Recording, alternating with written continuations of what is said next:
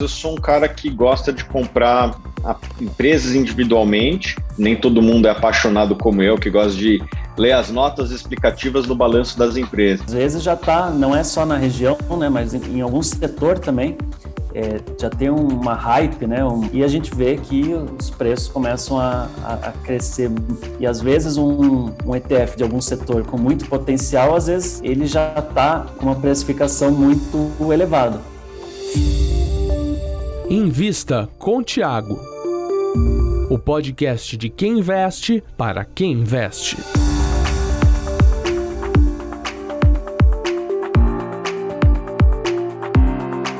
Olá, ouvinte do Invista com Thiago, podcast do Thiago Reis. Eu não sou o Thiago Reis, eu sou o Lucas Goldstein, mas estou na presença deste fundador da Suno Research. Olá, Thiago. Olá, Lucas. Tudo bom com você? É sempre um prazer enorme estar aqui com você, com os nossos ouvintes no nosso podcast, e hoje a gente tem um convidado especial, certo, Lucas? Exatamente, para falar de diversificação de investimentos, temos o Léo Maranhão, especialista em ETFs aqui conosco. Olá, Léo. Olá, tudo bom, Lucas? Thiago, obrigado pelo convite, sempre ótimo poder compartilhar um pouquinho, né, com o pessoal aí do podcast.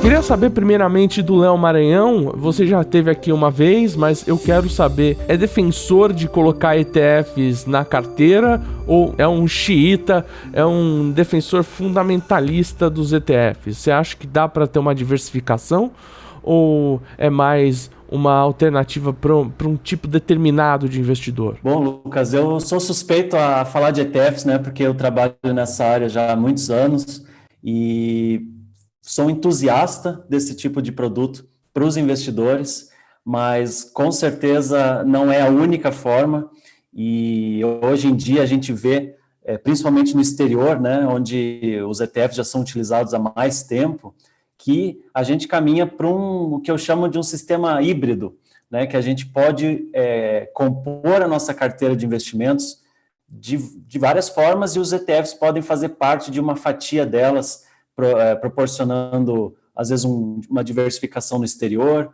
ou em alguma outra região, ou até em algum setor, ou mesmo fazendo parte do core, né, de uma parte principal, vamos dizer assim, de um esqueleto de uma carteira, e a partir dali o investidor pode, né, selecionar as ações individuais, adicionar outros tipos de ativos para compor a carteira dele. Então, eu sou um defensor, sim, dos ETFs, mas eu acho que ele casa muito bem com outros tipos outras filosofias de investimento também. Então, rapidamente, o que é um ETF para quem está de primeira viagem aqui e como eu poderia comprar um ETF do México ou da Croácia, por exemplo? Bom, então o ETF, de forma bem resumida, né, ele é um fundo que é negociado em bolsa. Então, a gente tem acesso a esse fundo, né, uma cesta de diversos ativos. Vamos usar o exemplo aqui de ações, né, então uma cesta de ações, e ele é negociado na bolsa. Então, a gente compra e vende como se estivesse comprando uma ação. Você abre o teu home broker, digita o código lá do ETF, pronto, você compra essa cota, né? E uma grande diferença também é que ele, né, a maioria dos ETFs, eles são indexados. O que isso significa? Né, que ele é um fundo que segue determinado índice. Então, você não tem ali um gestor, uma equipe tomando decisões, né, de quais ativos ele vai selecionar. Então, isso proporciona que o ETF ele tenha um custo muito reduzido, e esses custos acabam, em muitos casos, fazendo uma grande diferença, porque hoje, por exemplo, nos Estados Unidos, você encontra ETFs com taxa de administração beirando zero, né, 0,03%, por exemplo. Então, imagina essa diferença de né, um fundo tradicional de ações aí costuma ter 2% de taxa de administração, então no longo prazo isso faz uma bela diferença. Hoje, a gente ainda não tem tantas opções ainda no Brasil, né? Cada vez mais a gente está tendo mais e mais opções, inclusive através de BDRs de ETFs, hoje a gente também tem acesso a isso dentro aqui, né, através da B3.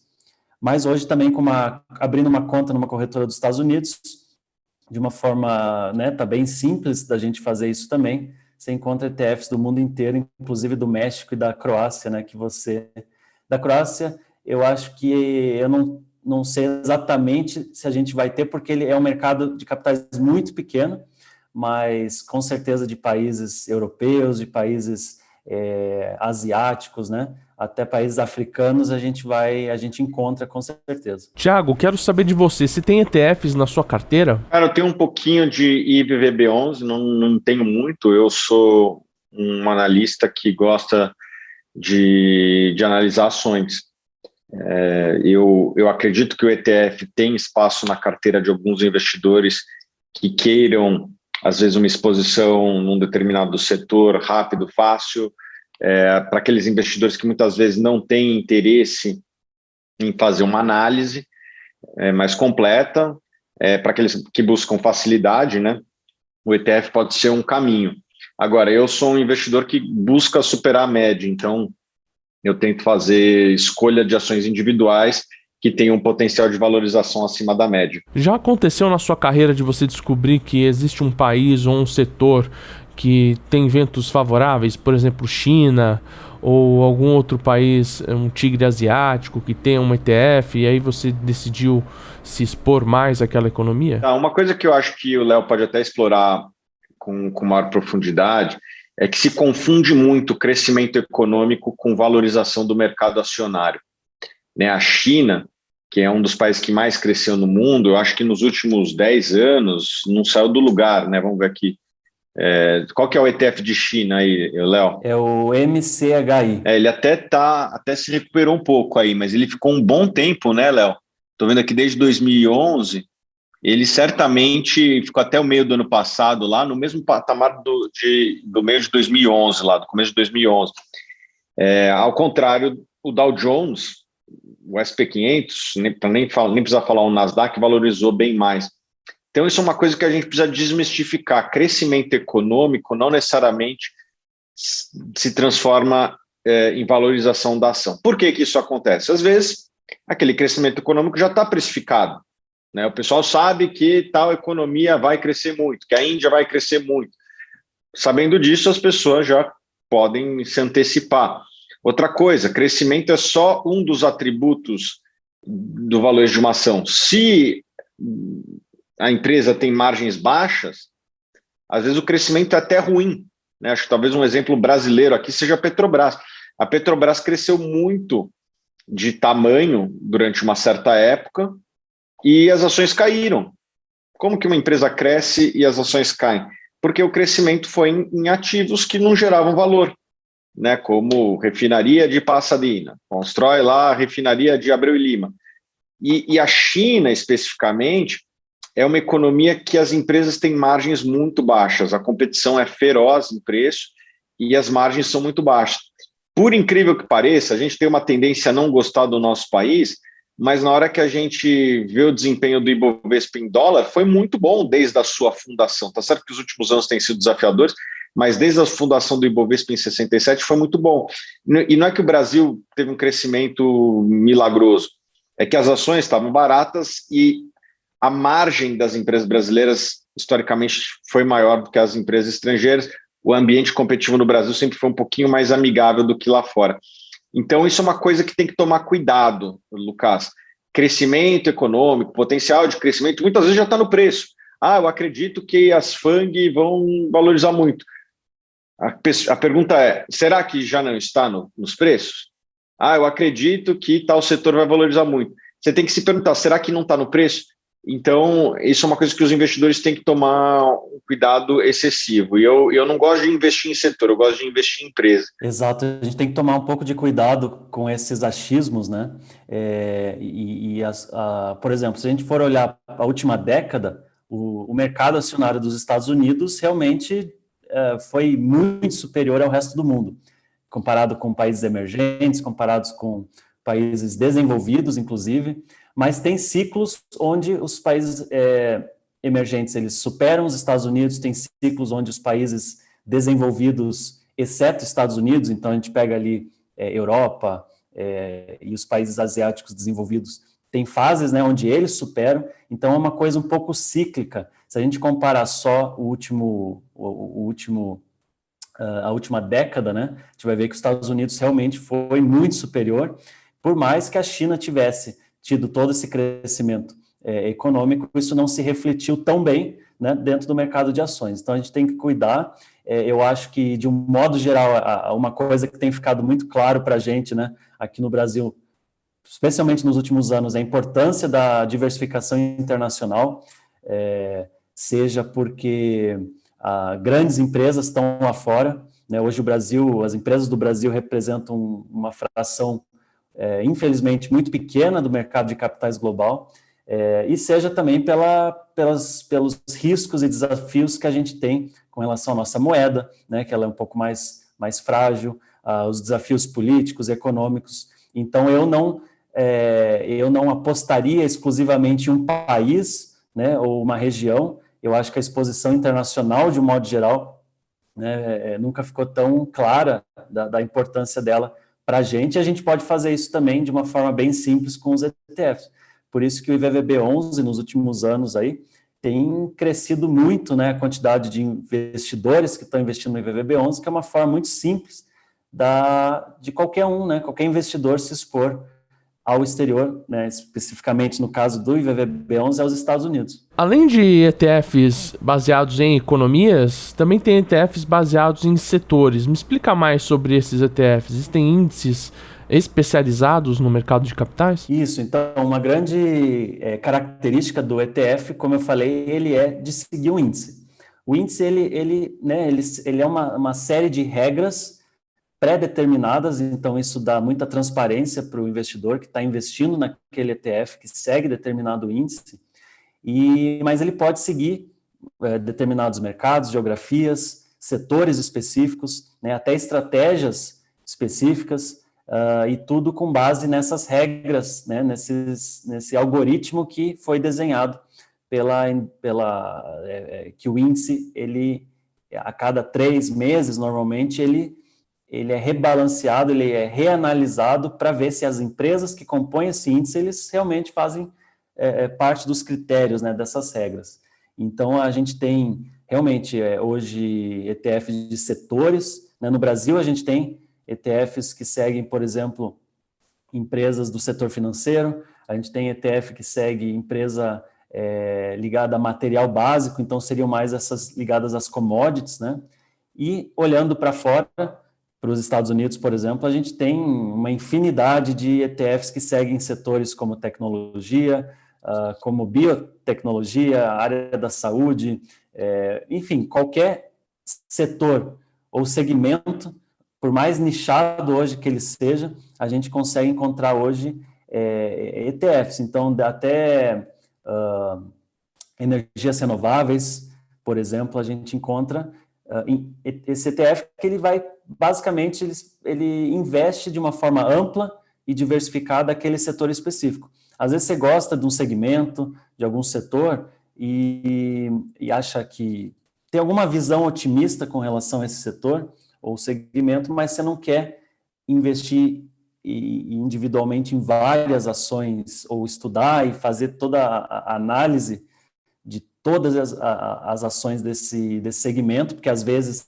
ele pode ter empresas de outros países ou empresas muito pequenas que ainda estão se desenvolvendo. Então, uma forma simples é através do ETF. Você investe naquele setor, naquele segmento como um todo, né? E espera que essas empresas cresçam ao longo dos anos como setor, né? Você não faz apostas, entre aspas, em empresas específicas. Você investe no setor inteiro. Existe, por exemplo, se eu quero investir com um propósito, eu quero investir em empresas ecologicamente sustentáveis ou que fazem painéis solares, energia eólica, é possível? Isso, com certeza. Então, aí você tem 2 linhas, né? Você tem tanto as empresas hoje de energias renováveis, então empresas que estão ali na produção, na distribuição, na infraestrutura de energias renováveis, mas também hoje existe um movimento grande, né, que muita gente já deve ter ouvido falar, que é o ESG, que é você atribuir critérios de meio ambiente, de questões sociais e questões de governança corporativa às empresas. Então, já existem ETFs, já existem vários índices onde você seleciona apenas empresas com critérios mais rígidos e mais elevados de ESG. Então, até no Brasil, a gente já tem alguns índices do mercado local, né? E lá fora a gente também encontra muito isso. Então, às vezes você quer se expor ao próprio mercado americano, ao SP500, mas de uma forma ESG friendly, que a gente chama, né? Mais amigável em termos ESG. Você hoje encontra também, basta procurar lá algum ETF, por exemplo, do SP500 ESG. Você tem várias opções já. Então, isso é bem interessante porque você continua se expondo àquele mercado de uma forma parecida, só que excluindo empresas muito problemáticas de acordo com questões ESG. Queria saber se as oportunidades que o Léo vê bate com as do Thiago Reis. Eu quero saber, então, quais são os setores, quais são os ETFs que você mais gosta no momento, Léo? Então, eu sou muito favorável a ETFs mais amplos, né?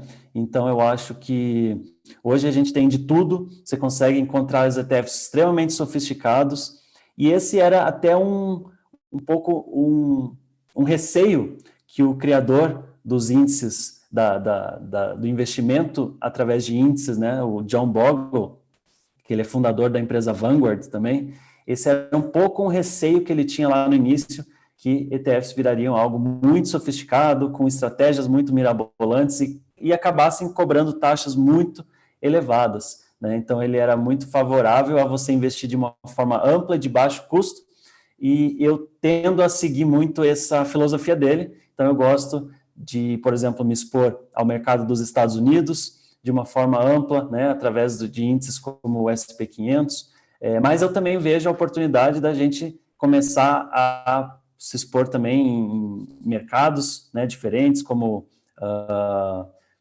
mercados emergentes. Então, isso também dá para a gente fazer através dos ETFs.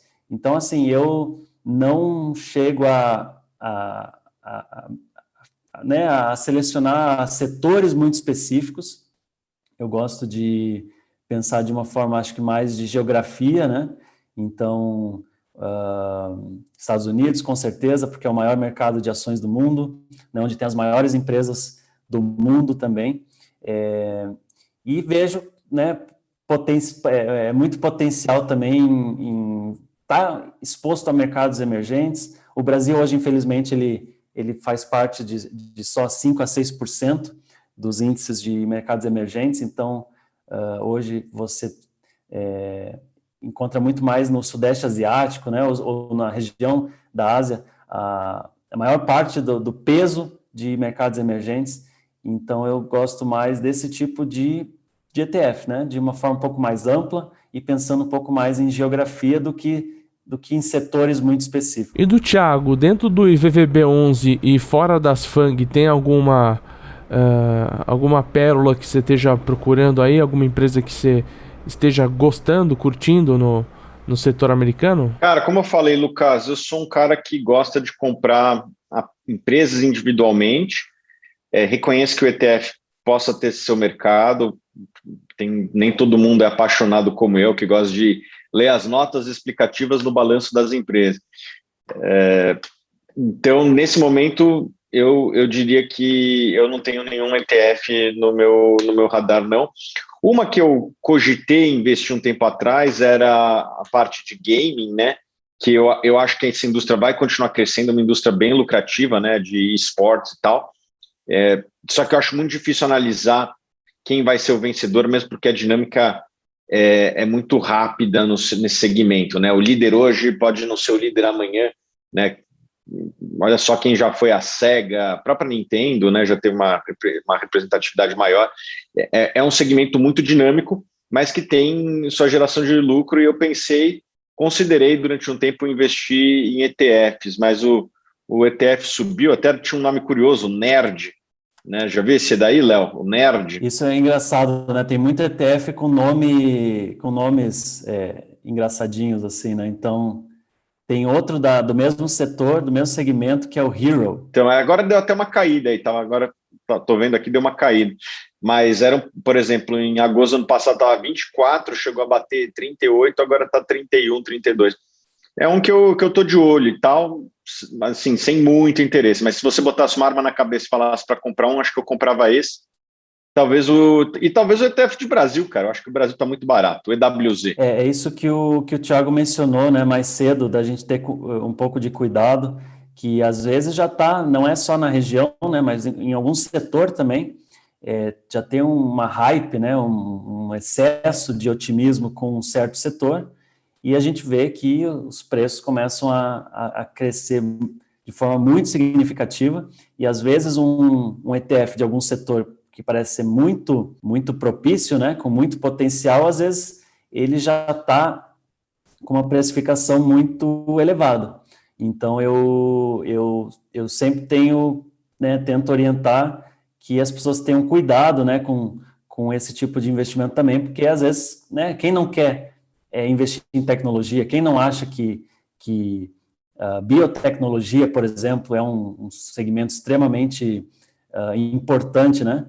Mas a gente tem que cuidar com essas ondas, né, muito fortes que muita gente começa a investir e, de repente, às vezes se encontra o retorno que aconteceu nos últimos meses vai acabar não sendo o mesmo nos próximos anos. Léo, o que você acha dos ETFs que replicam determinadas estratégias, né? Tem um cara que eu sigo lá fora, o Mebane Faber.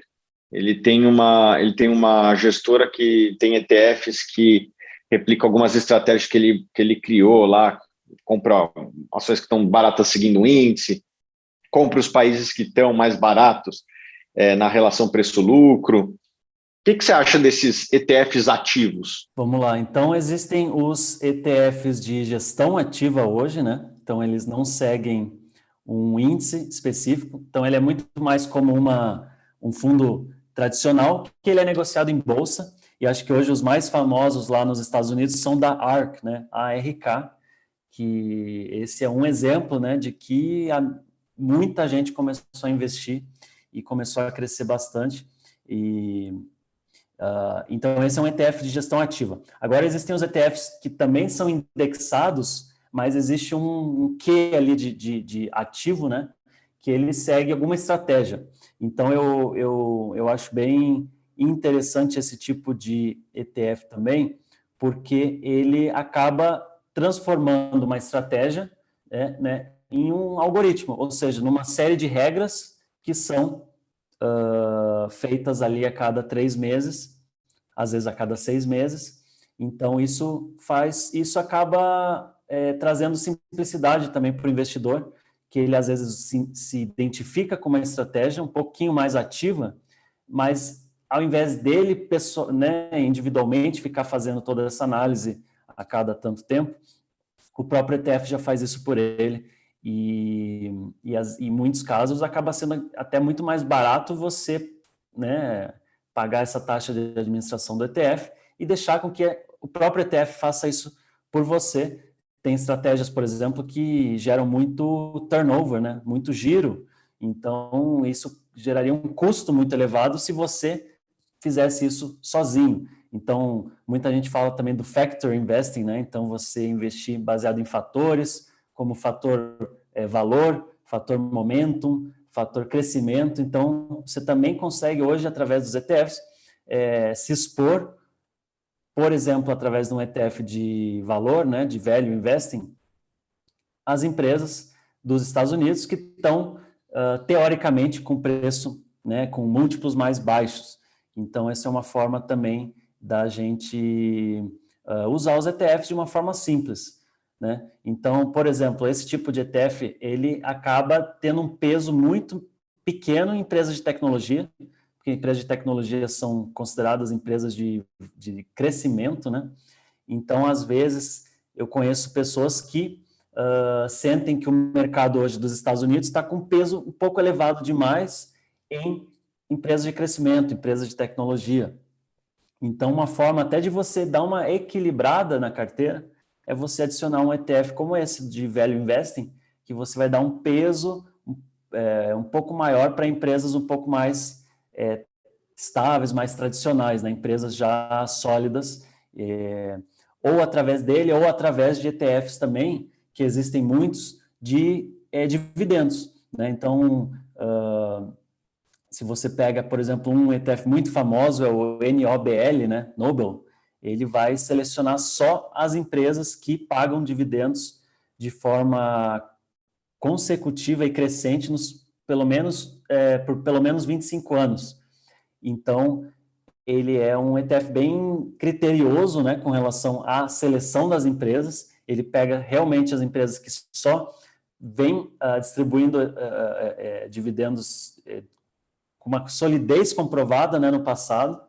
Então, você também tem várias formas de achar ETFs que seguem estratégias específicas, né? Então, esse de dividendos também é uma delas. Às vezes você quer optar por esse tipo de empresa. Então, você consegue também acessar de uma forma muito simples os ETFs com foco em dividendos, por exemplo. Sobre a composição de um ETF, como funciona? As empresas são repartidas em partes iguais? A maior empresa com maior capitalização tem uma parte maior? É proporcional isso? Esse é um ponto bem importante na hora de você analisar um ETF, porque não é só o que esse ETF segue, né? Qual setor, qual geografia, mas como que os pesos são distribuídos. Então, normalmente, né, os índices mais clássicos, ele vai dar um peso proporcional ao tamanho da empresa. Então, empresas com valor de mercado maior vão receber um peso maior dentro desse índice. Então, esse é o caso do Ibovespa, esse é o caso do SP500, esse é o caso da maioria dos índices que a gente chama de índices benchmark, né, ao redor do mundo e até de setores. Só que, às vezes, essa pode não ser a melhor estratégia para você. Às vezes, você quer investir num país ou num setor onde poucas empresas são muito grandes. E o que isso acontece no índice tradicional? Você vai ter poucas empresas ou seja, uma concentração muito grande em 2, 3 empresas, né? Então, às vezes, você tem a opção também de encontrar um ETF que dê pesos iguais, né? Por exemplo, ou ele dê pesos de acordo com outro tipo de indicador. Então, eu comentei um pouco sobre dividendos, né? Tem também que ele dá o peso proporcional ao dividend yield. Então, quanto maior o dividend yield daquela empresa, maior o peso dela vai ser dentro do índice e, por consequência, do ETF também. Então, esse é um ponto bem importante na hora de você analisar, né, o ETF. Não basta ir só lá no nome do ETF, ver que sei lá, né, a gente mencionou MSCI China e pronto, fecha os olhos e compra. Não, veja como que as empresas são distribuídas. Por exemplo, nesse da China que eu mencionei, quase 30% do índice ele está concentrado em 2 empresas só, que é a Alibaba e a Tencent, né? Então, esse tem que ficar de olho nisso aí também, se faz parte da tua estratégia. E, Léo, os ETFs no Brasil têm crescido também. Conta um pouco como está a situação atual no Brasil a respeito de ETFs. O Brasil tem crescido de uma forma até significativa, embora ainda a indústria leve esses ETFs de uma forma muito tímida, né? Porque, como a gente mencionou, as taxas são muito baixas, então, às vezes, não é do interesse da indústria divulgar de uma forma tão intensa assim, mas a indústria sabe que esse é o caminho, então a gente está tendo cada vez mais ETFs aqui no Brasil. Antes, para se expor ao exterior, a gente tinha só alguns ETFs de Estados Unidos, então recentemente a gente agora tem acesso a ETFs da China, da Europa, do mercado global, através das BDRs de ETFs. Eu também dei uma mencionada, a gente hoje também tem vários ETFs que são listados hoje na B3 sob o formato de BDRs, então você encontra ali de vários países do mundo, de várias regiões também, então mercados emergentes, mercados desenvolvidos, Estados Unidos, e eu acho que a tendência é só crescer cada vez mais, porque é uma forma importante, né? Nos Estados Unidos, 25% do valor negociado por dia nas bolsas dos Estados Unidos já é de ETFs.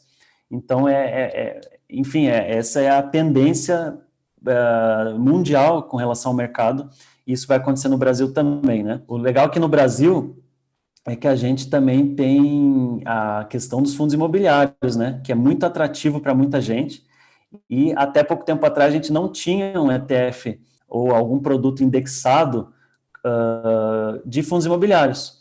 E porque no Brasil a gente também tem uma certa limitação, porque por uma questão de legislação, distribuir dividendos em ETFs no Brasil, ele acaba sendo tributado. E a gente sabe que dividendos no Brasil, eles são isentos. Então, esse acabava sendo uma certa dificuldade com relação a fundos imobiliários, porque a gente sabe que aquele fluxo mensal de renda dos fundos imobiliários é um dos principais objetivos, né, do investidor.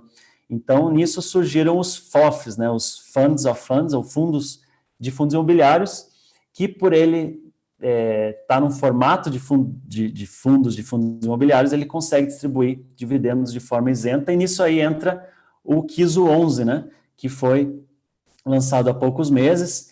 Ele é um fundo da gestora Kilima, e ele segue o índice da Suno, né, o índice Suno 30, que representa as 30 principais fundos imobiliários aí do Brasil. E tem sido um sucesso muito grande, né, Thiago? A gente percebe que é uma forma muito simples para quem quer começar a se expor a fundos imobiliários, sem precisar se aprofundar muito em qual fundo entrar, ou simplesmente manter ali uma fatia da carteira dele de uma forma diversificada em fundos imobiliários. Exatamente. Eu e você, né, Léo, a gente esteve ativamente envolvido na criação do índice, né, um índice moderno que tenta, vamos dizer assim, trazer algumas novidades em relação ao que tinha, né? O IFIX era o índice mais tradicional de fundos imobiliários, mas ele tinha até uma dificuldade operacional de você ter um produto passivo em cima dele, né? O SP500 é muito fácil de replicar. A gente fez alguns exercícios e viu que o IFIX seria muito difícil de ser replicado numa estrutura de fundos. Por quê? Porque tinha fundos dentro dele que são muito pequenos, a liquidez é muito baixa, e que se você tivesse um fundo passivo nem tão grande, um fundo passivo de 1% do tamanho da indústria, já teria dificuldade de replicar o próprio índice. A gente resolveu, então, criar o índice Suno justamente para trazer essa modernidade e adaptar a realidade brasileira. Aí, o índice Suno vem justamente para isso. A gente licenciou, né, o índice para a gestora Kilima, que faz a gestão de um fundo que replica essa estratégia. Obviamente que o fundo não é 100% passivo, é importante lembrar disso daí. O gestor tem flexibilidade para fazer alguns trades, né? E no segmento de fundos imobiliários tem muita oportunidade principalmente durante a emissão, a cota está lá 110 e a emissão é 100. Se você tem que ter 3% do seu patrimônio naquele ativo, você pode vender a 110 e comprar a 100 e pegar as sobras, inclusive, que não forem executadas dos outros investidores. Isso daí consegue ter uma boa criação de valor, e até o último relatório do KISO 11, o gestor estava tendo uma rentabilidade superior ao Suno 30, que estava tendo uma rentabilidade superior ao IFIX, que estava tendo uma rentabilidade também superior ao CDI.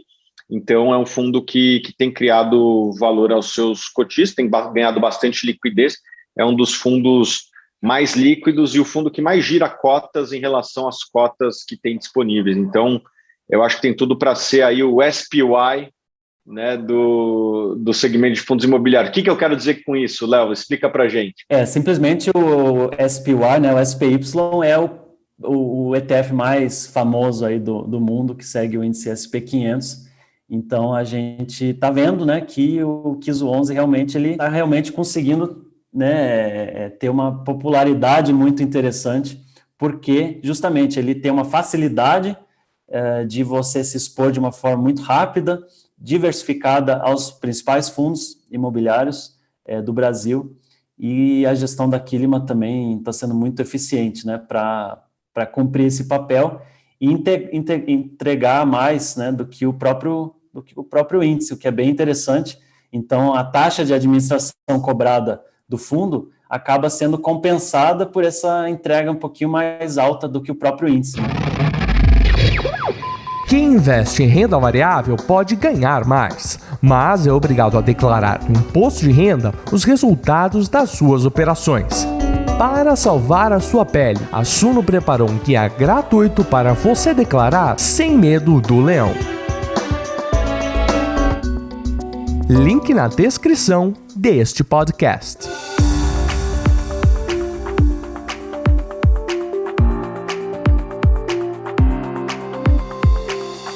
Assim, encerramos mais uma edição do Invista com o Thiago. ETFs e setores foram os temas deste episódio. Olha, com a palavra Thiago Reis, que aí ele encerra com o nosso convidado. Muito obrigado. O ETF é um tema que vai ganhar cada vez mais relevância, não tenho dúvida. O brasileiro está se informando mais e eu acho que vai ter cada vez uma carteira mais parecida com o que tem lá fora. E como o Léo disse, o ETF representa muito da indústria lá fora. Não é à toa que a BlackRock, que é uma das principais empresas aí, fabricantes de ETF, entre aspas, né, é uma das empresas mais valiosas do segmento financeiro. Eu acho que a gente vai ver cada vez mais ETFs e os ETFs existentes também cada vez maiores. O que você acha, Léo? E passo a palavra para você encerrar também. Com certeza já é uma realidade lá no exterior e a gente sabe que tudo que acontece lá fora chega no Brasil com um pouquinho de atraso, né? E então vai acontecer aqui também, já está acontecendo e, enfim, né, a gente tenta trazer essas informações sobre essas novidades que acontecem lá fora também, para que o investidor já se posicione, né? já entenda do que vai acontecer aqui no Brasil em poucos anos. Então é isso, valeu, obrigado Lucas e Thiago pelo convite. Então é isso, espero que vocês tenham gostado de mais um Invista com o Thiago, ETFs, um assunto interessante. A gente se vê na próxima quarta-feira.